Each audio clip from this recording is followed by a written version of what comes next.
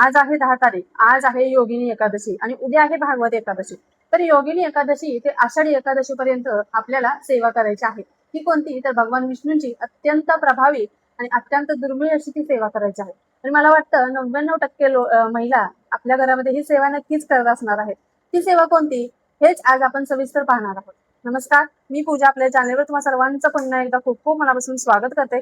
तुमच्या सगळ्या इच्छा स्वामी महाराज लवकरात लवकर पूर्ण कर हे स्वामींच्या मी प्रार्थना करते व आजच्या आपल्या व्हिडिओला सुरुवात करते. बघा, योगिनी एकादशी, आज योगिनी एकादशी आहे. आजपासून आपल्याला आषाढी एकादशी पर्यंत अशी 15 दिवसांची सेवा करायची आहे. तर ही सेवा कशी करायची, याचे नियम काय, हे सविस्तर आज आपण पाहणार आहोत. या सेवेमध्ये समजा आज व्हिडिओ तुम्ही लेट पाहिला, आज तुमच्याकडून सेवा घडली नाही, रात्री लेट झोपण्या अगोदर जरी तुम्ही हा व्हिडिओ बघितला तर तेव्हा विष्णू सहस्त्रनामाचे पठण करा, किंवा तुम्ही उद्यापासून किंवा तुम्ही जेव्हा केव्हा हा व्हिडिओ पाहाल तेव्हापासून देखील तुम्ही ही सेवा करू शकता.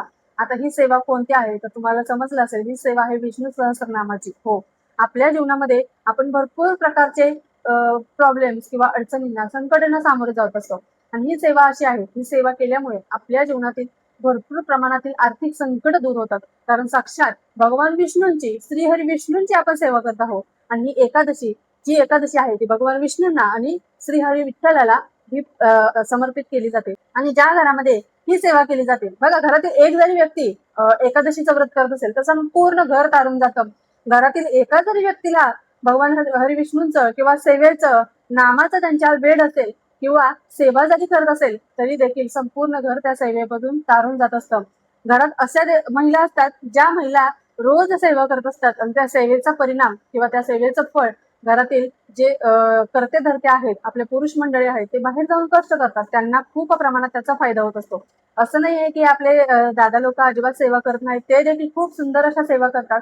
त्यांना देखील सेवेचं वेळ आहे. बाहेरचं वर्किंग, ऑफिस वगैरे सांभाळत तिथली कामं सांभाळत ते घरामध्ये येऊन भगवान हरिविष्णूंची किंवा महाराजांची भरपूर प्रमाणामध्ये असे दादा आहेत, ते सेवा करतात.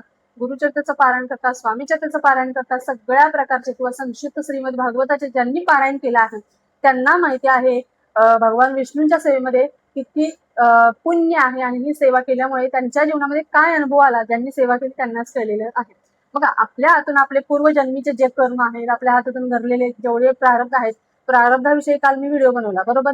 आपल्या हातातील जेवढे कर्म आहेत, प्रारब्ध आहेत, वाईट प्रारब्ध, वाईट कर्म, त्याचा जो लेखाजोखा आहे किंवा त्याचे जे भोग आहेत आपल्याला या जन्मात, म्हणजे या जन्माचे भोग आणि गेल्या जन्मीचे भोग, या दोन्ही भोग आपल्याला या जन्मात भोगायचे आहेत.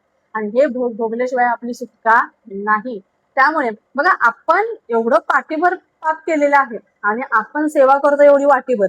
पाठीभर पाप आहे आणि वाटीभर आपण सेवा करतोय, चालेल का? नाही चालणार ना. ज्या वेळेस बघा, एवढी सेवा देखील खूप महत्वाची आहे. थेंबे थेंबे तळे साचे, कशाला म्हटलं आहे? छोटी छोटी सेवा करत आपण पाठीपेक्षा जास्त आपण सेवा करू शकतो. कारण आपल्या प्रत्येक सेवेचा बँक बॅलन्स, पुण्याचा बँक बॅलन्स, सेवेचा बँक बॅलन्स महाराजांकडे लिहून ठेवलेला असतो. आणि ह्या सेवेचा बँक बॅलन्स आपल्याला कधी उपयोगी येईल हे कोणी कधीच सांगू शकत नाही. जेव्हा तुम्ही सेवा करता त्या सेवेचं फळ तुम्हाला मिळत नाही की अजून काहीतरी प्रॉब्लेम्स येतात, पण तुम्ही त्या सेवेतून खूप काही मिळवू शकता. ही सेवा कधी तुमच्या कामाला येईल हे तुम्ही देखील सांगू शकत नाही. आणि भगवान विष्णू तर जगाचे चालन पालन करतात, आपल्या सर्वांचं, संपूर्ण जगाचं चालन पालन करतात. आणि त्यांची जर ही सेवा करायची असेल, आणि आपण दररोज नित्य सेवेमध्ये करतोच, पण भरपूर असे देखील सेवेकरी आहेत त्यांना वेळ भेटत नाही. आणि भरपूर असे देखील सेवेकरी आहेत ते रोज या सेवेने सुरुवात करतात आपल्या दिवसाची, बरोबर. आणि या सेवेची जर गोडी लागली तर खूप सुंदर अशी गोडी तुम्ही लावून घेतलेली आहे तुमच्या शरीराला, असं समजायचं. आणि या गोडीमुळे आपलं संपूर्ण घर तारून जाणार आहे, घरामध्ये सुख शांती समृद्धी नांदणार आहे. आणि आपल्या घरातील प्रत्येक व्यक्तीवरती एक संरक्षण वलय तयार होणार आहे, एवढं लक्षात घ्यायचं आहे. आता ती सेवा कोणती? तर ती आहे भगवान हरिविष्णूंची श्री विष्णू सहस्त्रनामाची सेवा आहे, बरोबर ओळखलत ना. प्रत्येकाच्या घरामध्ये नाही पठण करायचं पण श्रवण तर नक्कीच घरामध्ये आपल्या केलं जातं. आणि खूप सुंदर अशी सेवा आहे, ज्या घरामध्ये भगवान हरी विष्णूंची सेवा केली जाते, विष्णू सहस्त्रनाम ऐकलं जातं, त्याच्या जीवनातील, त्याच्या आयुष्यातील भरपूर प्रमाणातले जेवढे केवढे दोष असतील ते दोष, तुमच्या हातून घडलेले पाप धुवून काढायचे असतील तर ही अत्यंत सुंदर अशी सेवा आहे. तुमच्या घरातील जेवढे आर्थिक संकटे आहेत तुमच्या डोक्यावरती कर्जाचा डोंगर झालेला आहे, त्याच्यातून बाहेर पडण्याचा मार्ग देखील या सेवेतून मिळत असतो. इतकी सुंदर अशी ही सेवा आहे. आणि विष्णू सहस्त्रनाम आपल्याला रोज पठण करायचं आहे.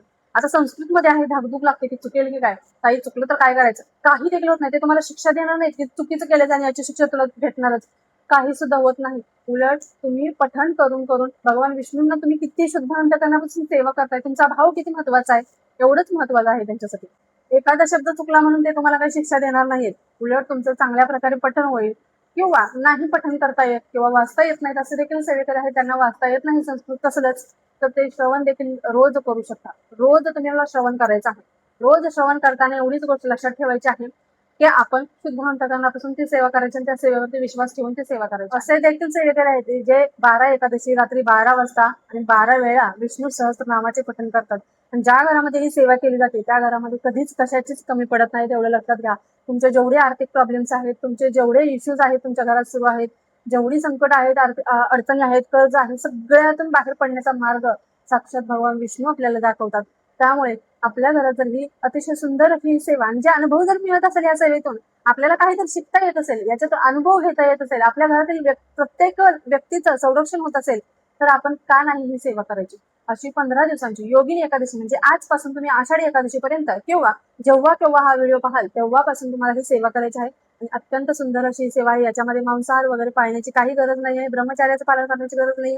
तरी देखील आता 90% किंवा 99% अशा आपले सेवेकरी आहेत त्यांच्या घरामध्ये गुरुपौर्णिमेनिमित्त आपल्या घरामध्ये महाराजांची सेवा सुरू असेल, पारायण सुरू असेल, त्यामुळे मांसाहार बंदच असणार आहे. पण शक्यतो करू नका. पण याच्यामध्ये कोणत्याही प्रकारचा नियम नाही. फक्त आपल्या घरामध्ये जर मासिक पिरियड्स वगैरे आपल्याला आले तर आपण श्रवण करू शकतो, ही सेवा आपण कंप्लीट करू शकतो. त्यामुळे आवर्जून तुम्हाला ही सेवा करायची आहे. संकल्प घेतला तर तुम्हाला मात्र मांसाहाराचं पालन करावं लागणार आहे. अशा पद्धतीने अतिशय सुंदर अशी ही सेवा आहे. नक्कीच करायला अजिबात विसरू नका. स्वामी समर्थ.